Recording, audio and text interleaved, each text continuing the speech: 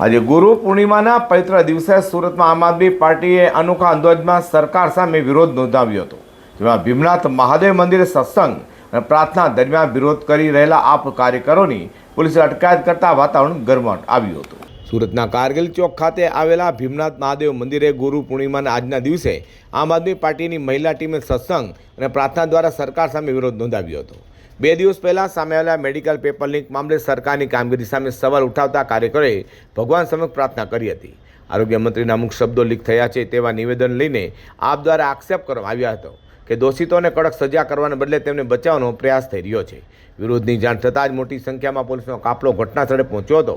પોલીસે કાયદોની વ્યવસ્થા જાળવવા માટે વિરોધ કરી રહેલા તમામ કાર્યકરોને ડિટેન કરી આગળની કાર્યવાહી ધરી છે। આજે અમે સૌ આમ આદમી પાર્ટીની મહિલા ટીમ સાથે અમે લોકો કારગિલ ચોક ખાતે દર્શન કરવા આવ્યા હતા। ગુરુ પૂર્ણિમા છે। આપણને સૌને ખબર છે કે વારંવાર પેપર લીક થાય છે। ગુજરાતમાં છેલ્લા 10 વર્ષમાં 34થી વધુ પેપર લીક થયા છે।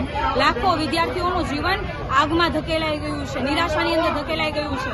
ત્યારે આજે અમે એ લોકોને સદબુદ્ધિ મળે અને હમણાં ગઈ 20 તારીખે એટલે કે 8 દિવસ પહેલા પેપર લીક થયું BAMS નું અને આજ દિન સુધી એમાં કોઈ કાર્યવાહી નથી કરવામાં આવી।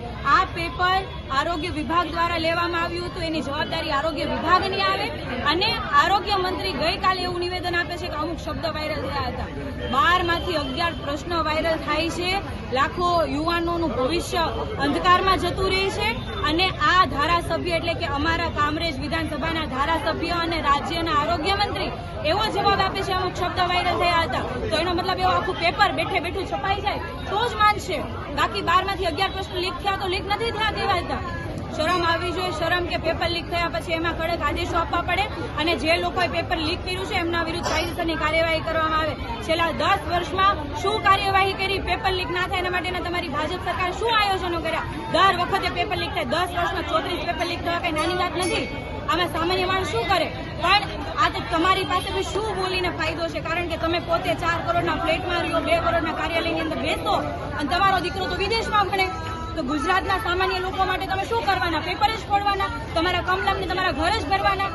ધાર્મિક સ્થળે આપ દ્વારા કરેલા અનોખા વિરોધ લઈને હાલ તો શહેરભરમાં રાજકીય વાતાવરણ ગરમાયું છે।